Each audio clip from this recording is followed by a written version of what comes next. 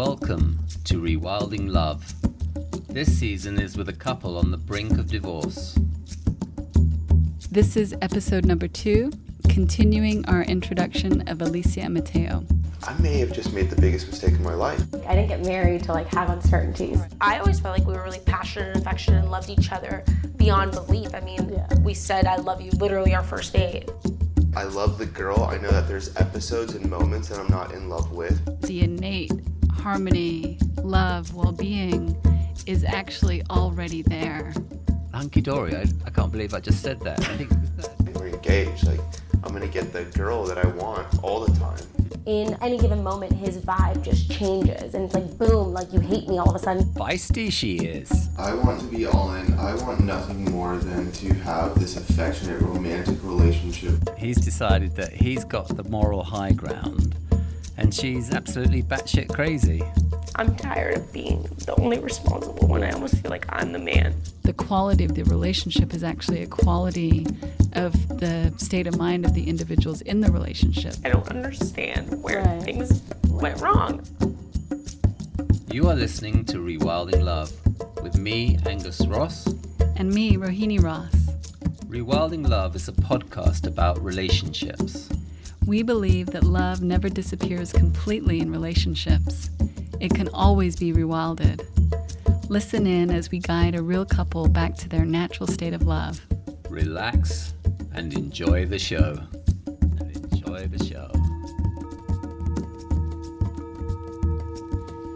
Well, in the last episode, we heard about Alicia and Mateo, how they met. We heard some of their backstory, and we got to see how they have even differing opinions based on their history together. Alicia's is a much more rosy, optimistic remembering, whereas Mateo's is a lot more troubled, and he demonstrates a lot more concern.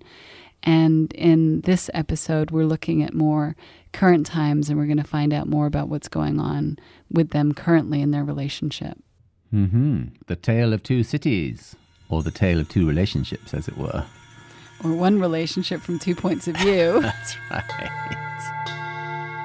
Okay, so let's hear from Mateo now. This really hit home 2 months ago where she's like, you're not going to win this argument. And we weren't even talking about anything that was about us. It was about God knows what. But I just remember that struck with me, and I was like, you know what? You just hit the nail on the head. That's what our relationship is it's this you're right, I'm wrong type of vibe, and that's not what I want to be in. Yeah, it's quite funny that he uses that term, hits the nail on the head, in terms of there being this sort of situation of you're right, I'm wrong, when, as far as I can tell, up until this point, it really feels as though Mateo thinks he's, as I said before, is occupying the moral high ground. And if only Alicia would change, then there will be the opportunity for this relationship to fix itself. So it's very much a case, in my mind, that he's seeing that Alicia is wrong and he's right. And he gives the very definitive timeline of 2 months ago when the divorce papers were served. It sounds like shortly after that. And it's funny how these small incidents are like the straw that breaks the camel's back, that there was that small incident that, given the timeline he's sharing here, is probably what pushed him over the edge and then had him go to that extreme reaction of getting the divorce papers ready. Okay, well, we've heard both of them share some of the backstory to their relationship, and we're going to continue to hear from Alicia and Mateo now, but more related to the current state of affairs in the relationship. It is a happy home, and we have a dog that we should, or at least in my opinion, it's a happy home. And I am happy 90% of the time. There's 10% of the times that I'm either upset with our current situation because in any given moment, his vibe just changes. And it's boom, you hate me all of a sudden. I'm like, whoa, where did we get there? We were laughing 5 seconds ago. And so that's kind of where I've been a little bit it's gotten into my head, and I've overthought like a lot of stuff now, and I'm not that person, and I've gotten to a point where I'm like a little insecure. And that sucks, but yeah, I think we see it differently. I think he sees it as the disgruntled roommate, whereas I see it as like, this is my home and my happy family, and like there are moments that's going to be bad. Marriage is not easy, and relationships aren't easy, and I think sometimes he has this depiction of love and life as this little bit of a la la land where everybody's just madly in love and there's no issues and there's flying unicorns and stuff like that, and I'm like, that doesn't exist. Like, reality is we are going to be faced with things daily, and it's how you approach them. And if you choose to face that issue and acknowledge it and be upset in that moment but then move on, I think that's very healthy, and I think that's reality. I think he has this facade of seeing on social media all these happy couples and such, or in life, and you don't know what happens. I don't even go on social media, but keep going, yeah. Okay, I'm sorry. So then behind closed doors, you don't truly know what couples are going through. But in our faces, yeah, we have our friends that are like loving couples and everything. But I've also seen our friends have some blowout fights too. And I don't think that he gets to see that and see that there's a lot of normalcy to all of that. It's not just me being this problem. One of the themes that really jumped out at me was seeing the different ways that Alicia and Mateo viewed the relationship. And so as we listen to Alicia here, we hear that she really sees the relationship as a good relationship. It's normal. Yeah, they have a little bit of conflict from time to time, but that's nothing to worry about. And as you listen to her, it becomes clear that in her mind, Mateo has these unrealistic expectations for relationship, and that's really what needs to change for the relationship to get better, wouldn't you say? Yeah, I was a little bit suspicious at the time, and in deference to separate realities, that Alicia was consciously saying all the right things, and it sounded like she could see how this was a pretty normal, healthy relationship in the way that, you can't go through married life without getting into conflict once in a while. And that Mateo is making a big deal out of it. So yeah, early days, but, very much a case, I am sure, of separate realities, else we wouldn't be in this situation, we wouldn't be doing this intensive. So I'm looking forward to seeing what Mateo has to say, because I'm sure it's going to contrast what she's bringing to the table at this point. But I do get a sense she's kind of like saying all the right things. We haven't really got down and dirty yet. Yeah, you're acting as if you don't know what happens. I'm trying to keep it, I'm trying to be tantalizing about it. But I do think that, that this is a case of, I feel like at this point we're really, well, I guess we haven't really pulled back the curtain yet. And so are you saying, do you remember feeling skeptical about what she was saying at the time? I felt like, yeah, it's like, I remember when I felt like when we went through therapy, when we went through marital therapy, I felt like you always had the right psychological terminology to use. And I felt like that sort of, she's really ingratiating herself towards this therapist. I'm kind of like, I'm losing my edge here. So you thought that's what she was doing? I don't know. I guess I was having a bit of a flashback there. It's like she was like, it was like portraying a relationship that was already in pretty good shape. She wasn't really, getting into the weeds, as it were, which is something that, in my experience doing these intensives, we often find ourselves in a situation when we first get together with a couple, and it's very much a case that the laundry list of woes comes out, and that's not what this looked like at all. This is like, here's this relationship, it's pretty normal and healthy, and we do get into trouble once in a while. So for you, it felt kind of like she was being the A student and not being authentic? Yeah, like you like to be the A student. So you saw right through it? Yeah, it's like you being the teacher's pet. She's being a bit like the teacher's pet in my mind. That's probably really unfair, but that's kind of how I was viewing it. Got it. Well, we are going to hear from Mateo now, and yes, you are right. He does have a different opinion. And, for him, the conflict is not something that feels normal, and it's really feels very turbulent for him. So we'll get to hear from Mateo now.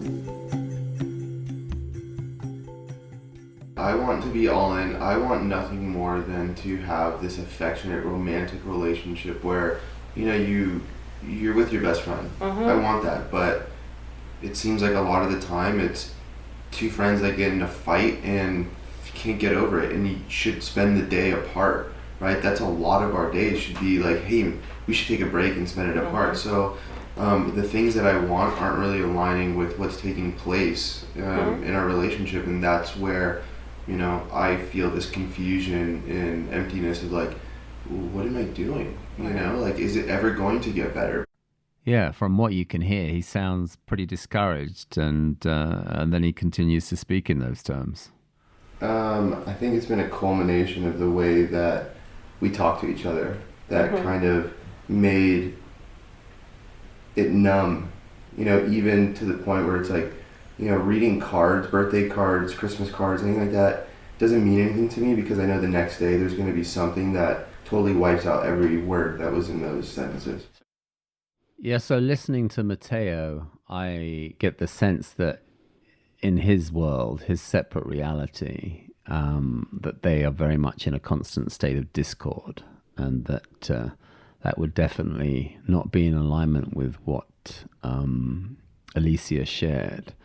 And that, it seems like as far as the relationship is concerned, Mateo's state of mind is not a particularly positive one. He's got very much into a habitual pattern of thinking around what the relationship looks like. And he doesn't seem or sound like he's very hopeful at this point. Yeah, he definitely sounds very discouraged. And he also, in his comments, is saying this has been going on since before we even got married. This has been going on since before we were engaged. This has been going on since we were dating long distance. So in his mind, he's seeing this as a long-term challenge, that it isn't just sort of something that's come to a head recently. Yeah, it seems pretty dim and bleak at this point as far as he's concerned anyway. So we really have Alicia, who sounds very optimistic about the relationship and doesn't really see what the big deal is. And then we have Mateo, who's very downhearted and really just doesn't seemingly have a lot of hope, feeling pretty dismal about the relationship. So there's two people seeing it very differently. So after we had this group meeting with the four of us, we then split up and we did most of the work as one-on-ones with Alicia and Mateo. And we do the couples work separately for a lot of the relationship intensives that we do, because it really gives the individuals the opportunity to share what's on their mind, not be concerned about what the other person's going to think about it, so they can be really open. But we also recognize that the most important part of the work is that the individuals have a transformation that they experience, and that the quality of the relationship is actually a quality of the state of mind of the individuals in the relationship. So that's one of the reasons that we split up, so that we can really help each person achieve a new level of understanding within themselves. Yeah, and I also think, and you'll absolutely agree with this, I'm sure, is that we work with them individually, because at the very beginning, when we do give them the freedom to speak their mind, as it were, generally there's a whole laundry list of woes, and in that experience the feeling tanks. And what we're finding is that really the shift, if it's going to happen, will happen when there is a better feeling. When there's a better feeling, people are much more open to having insights and can get perspective, and can see. They're much better equipped to see how they can move forward. But in that experience, that laundry list of woes, really, people are obviously going to kind of more than likely be quite reactive. And it's very difficult to hear when your partner is kind of slamming you at every turn. And that's really, there's just really nothing fruitful that can come out of it. I mean, we do allow, obviously we need to start there, but in a sense, that's not where the magic happens. Yeah, there is a kindness in the design of separating couples out at this point. You're right. Yeah.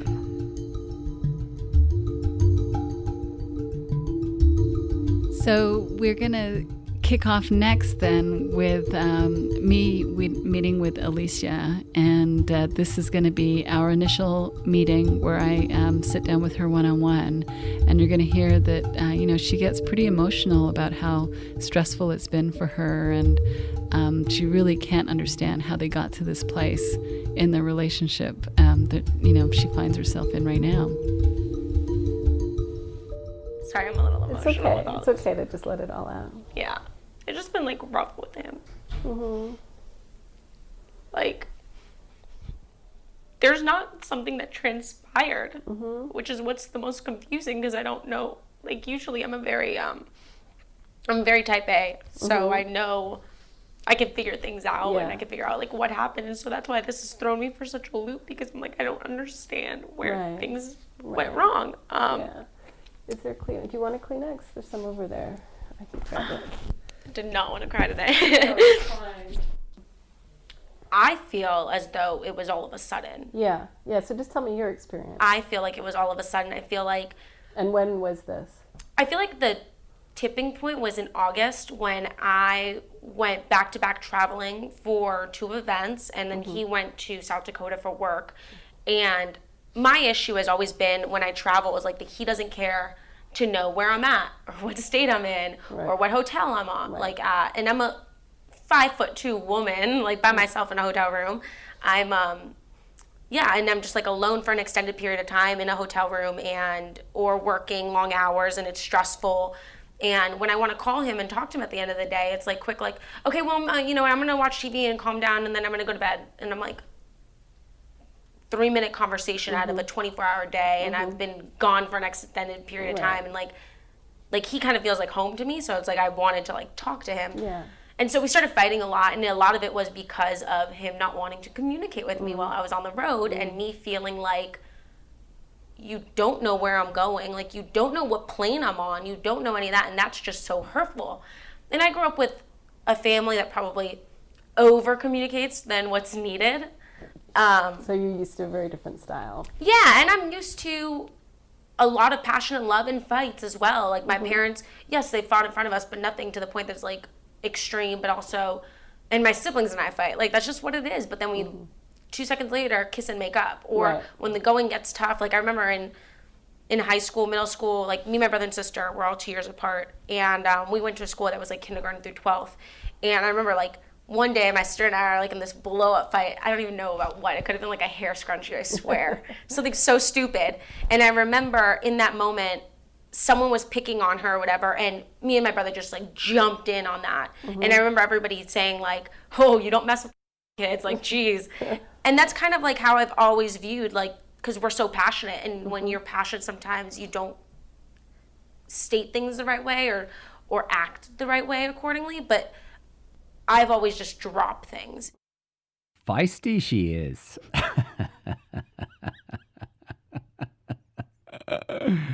She definitely comes across as somebody who wears their heart on their sleeve, and is painting a picture of quite a passionate young woman.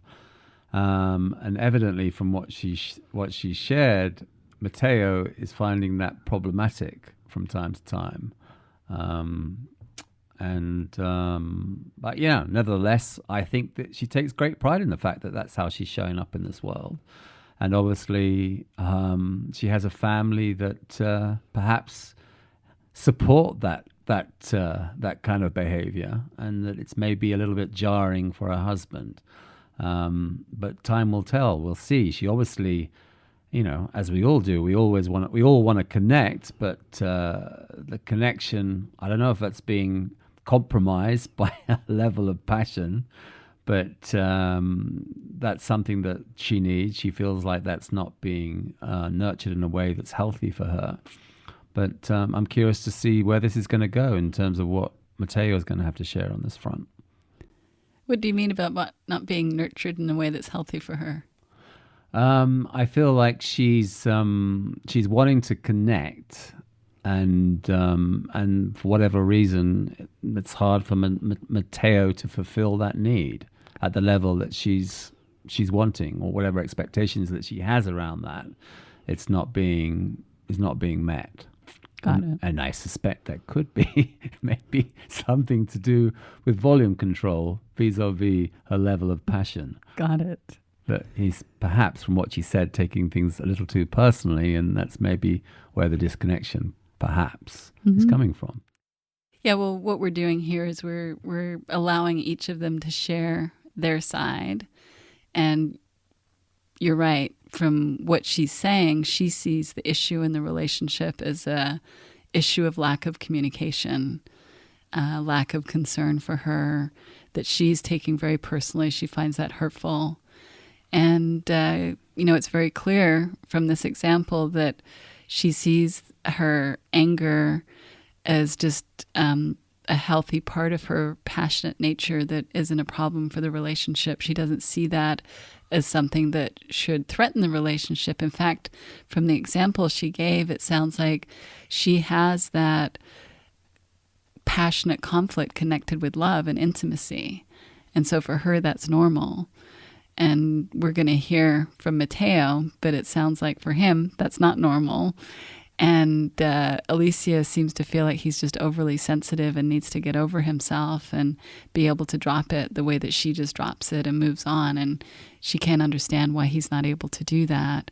And as we'll hear from Mateo now, he doesn't find that refreshing that she can just drop things. He actually finds that really crazy making that she's able to do that. It's this storyline, I'm telling you, like, it's really messed up. She wrote me a card on my birthday, 30 things like that I love about you. That same day, blowout, boom. Like, I can't control. It's obviously me being distant, right?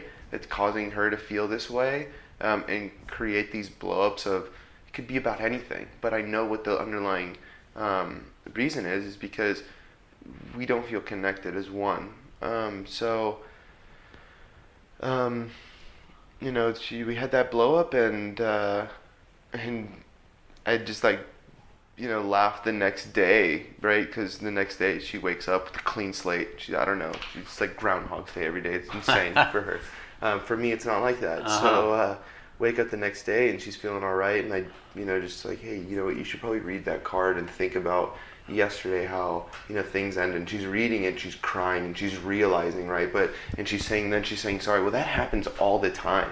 That's not a one-time occurrence. That happens all the time where she says some really hurtful stuff and the next morning wakes up crying, apologizing, but then 2 days later will do the same thing. Yeah, so I listened to that, and apart from anything else, it seems as though Mateo is keeping an inventory of all of Alicia's transgressions, and he's obviously taking her behavior very personally. And it almost seems as though he's just on the lookout for it now. It's got to a place where it's become so habitual, the lens through which he sees this relationship and Alicia's behavior, that he's gunning for it. He's looking for it at every available turn, and he's just not seeing how she's not responsible for his well-being. She's seen as this agent provocateur designed to mess with his well-being. Yeah, I definitely hear that as well, where Mateo feels as if Alicia's behavior is basically ruining his experience. And I think that's very common among couples, for that blame to come out. And, I know that we have had that experience at times where we will blame each other for ruining our mood or doing something along those lines. And so I definitely hear that here. And I also hear that, he just sounds very discouraged by this and doesn't really see any possibilities in terms of where change might come, like where his experience might change unless she changes her behavior, wouldn't you say? Yeah, no, absolutely. And so in terms of their communication,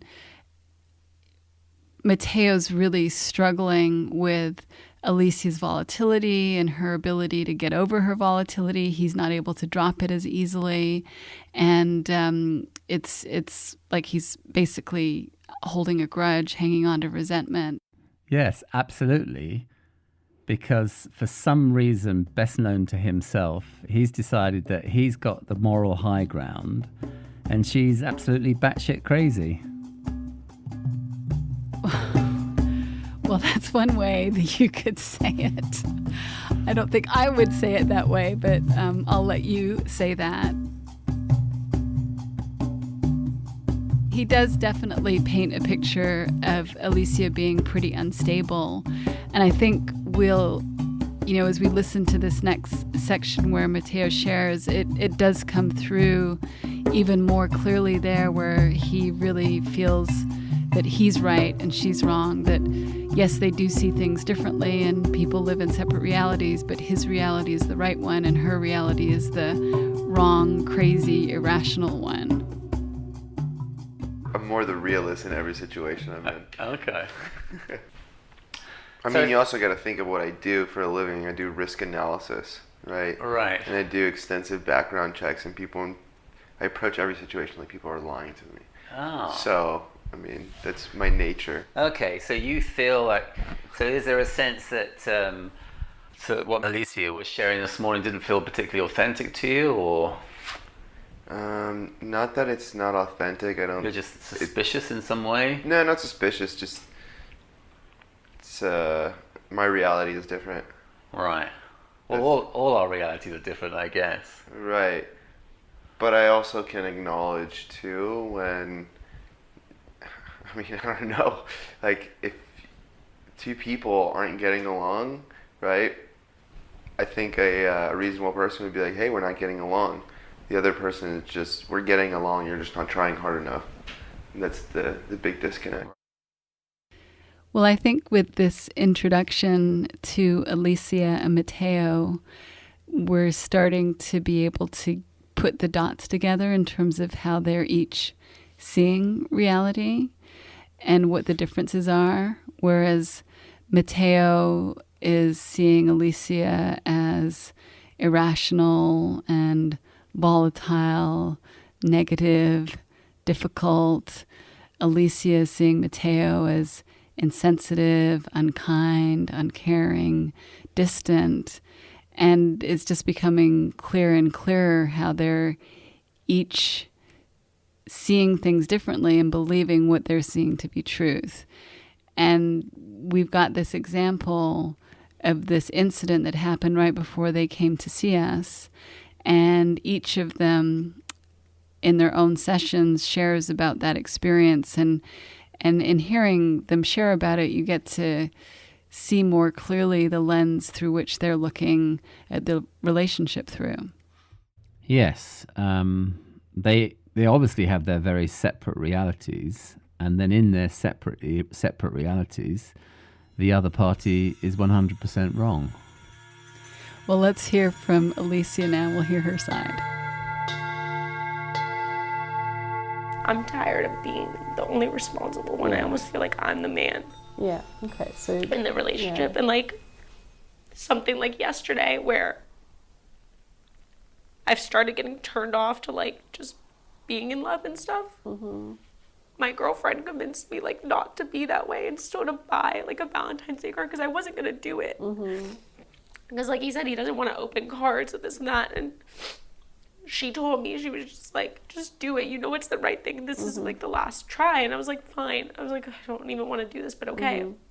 And I did. And I wrote just like a happy Valentine's Day card. And I got him a little, heart chocolate. Mm-hmm. And he saw it yesterday morning and then came home and was like empty-handed. And he came late and he knew it was a priority for us to get here. Mm-hmm. And he's telling me, like, when I called him and it's like 6-something already, he's like, well, it's normal time for people to leave. And I told everybody that I had to leave early. I was like, this is not a normal time to leave. Mm. And that's not leaving early. And I was like, I thought this was a priority. And then when he got home and he was literally empty-handed, he didn't even want to read the card. And until, like, I exploded, of course, because I'm like, you couldn't even pick a rose petal off from the street or take a piece of like printer paper and just write happy Valentine's Day. Like it's like it doesn't take much to make me happy or make me feel good. Like if you scribbled on a piece of paper happy Valentine's Day and came home with that, like I would have melted. But then I started yelling at him. I'm like, you couldn't even go get me a card. You couldn't do nothing. And he's like, well, we're not a normal couple, so I don't want to do these things. And like that's hurtful. Yeah. Because I know we're not normal right now, but I still went out of my way. Yeah. Yeah. So it's like things like that where it's like I'm never thought of. Like I'm the one that's always thinking and taking care of him and cooking dinner and being responsible. Yet, and this has been for a long time, he doesn't think of me. He doesn't try to do something nice for me. Okay, well, let's hear from Mateo now. Yesterday, right, Valentine's, I didn't get a card. Stupid. She told me she didn't want to get me a card. One of her friends forced to get me a card. Okay, so why am I such an asshole for not buying a card, right? Just because I don't have a friend who forced me to go buy a card? Okay, whatever. I'll live with it. But she wasn't going to come here. She was like, no, this is what you wanted. I was going to actually come here to tell you that I wanted a divorce. Like, okay, whatever. This is what she said. She was livid, just like going up, yelling, throwing shit, boom, boom, boom. And then I matched her intensity, and I hit her glass of wine off the table, hit the wall, shattered. That moment there, that's what she wanted to see, and right then she was like, okay, fine, I'll go. Because I matched her intensity. Had I been neutral, it never would have happened. We never would have been here. But she wanted to see me angry. She wanted to know that, you know, I don't know what it is. Maybe it's because I don't show enough passion. She wanted to see that there was still passion and fire within me. But that's exhausting to me. I don't like doing that. Yeah. I don't like getting angry. Yeah. I used to be very angry. And now I try to just not be. Wow. Two realities that could not be more separate, I might say. The gloves are off, are they not, in terms of what they're describing from those two different poles. And they are very much polarized, it seems. And I guess that's why they're here doing business with us. And we'll see where this goes. But, yeah, you can see how they're both very caught up in their positions. And from those positions, never the twain shall meet, as they say. Absolutely. And this incident that they describe, to me, it's just following on from the theme of these whole two introductory episodes where we're kind of giving you the backstory and helping you understand where they're at currently. But throughout all of that, you really get to hear their separate positions and separate points of view as they're discussing all of that. And I think it's really helpful to share that, because when most couples get into trouble, they're oftentimes living in their separate reality, not having understanding about the other person's point of view. And as you said, they get polarized in how they see things, and it can get very narrow focused and limited. And we justify all of our behavior and actions based on that very limited point of view. And it becomes like a self-fulfilling prophecy.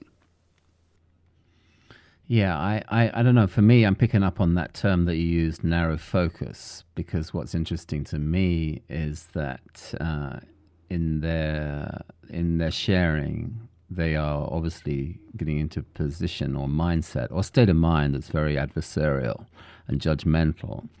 And that what we're pointing to is in that kind of state of mind, it's very hard to see how you can really summon up any kind of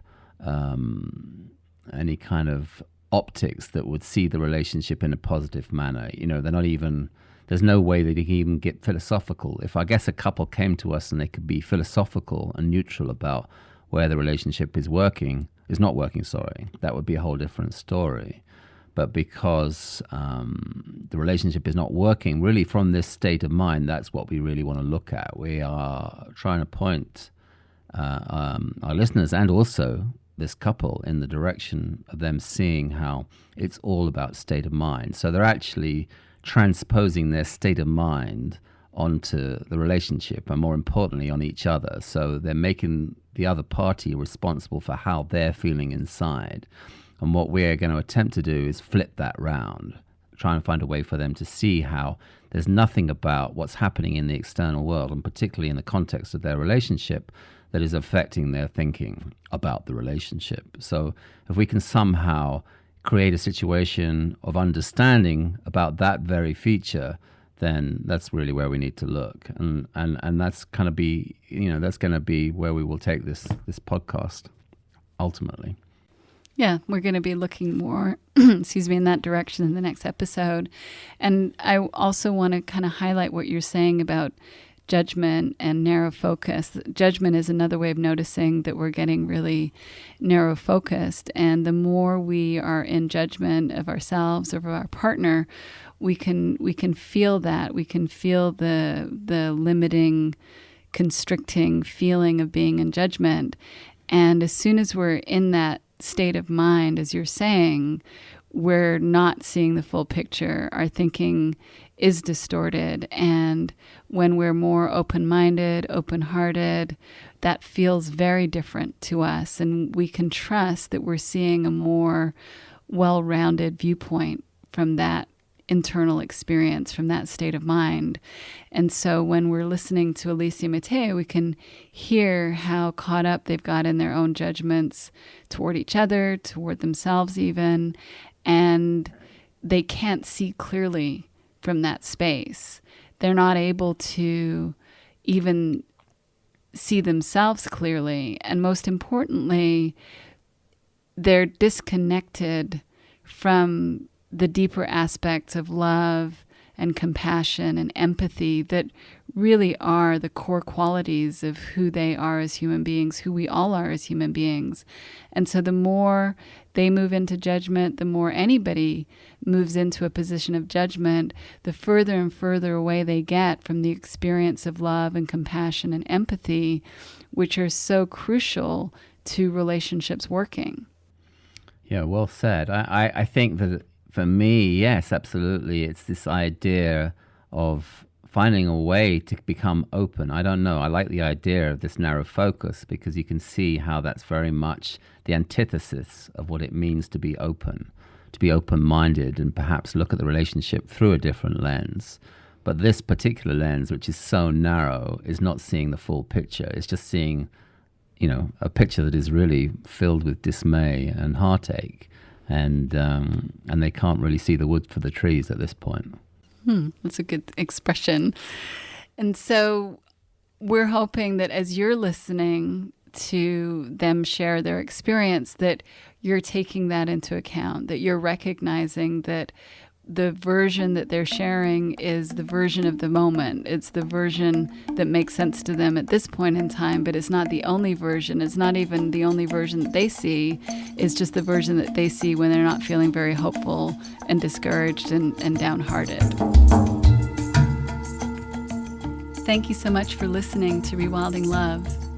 If you enjoyed this podcast, please let us know by subscribing on iTunes, and we would love for you to leave a review there. iTunes reviews will steer people to this podcast who need help with their relationships. If you would like to learn more about our work and our online Rewilding community, please visit our website, therewilders.org. Thanks for listening. Join us next week.